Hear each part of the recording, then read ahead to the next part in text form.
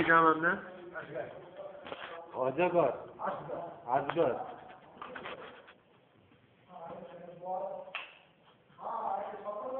হ্যাঁ, কে চাপ আছে? কে? আচ্ছা আচ্ছা, দিয়ে দেবো, আজকে বের করে দেবো। আচ্ছা আচ্ছা, ঠিক আছে।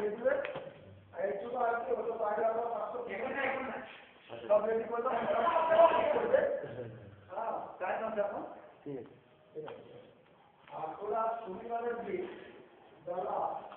দিচ্ছি, হ্যাঁ।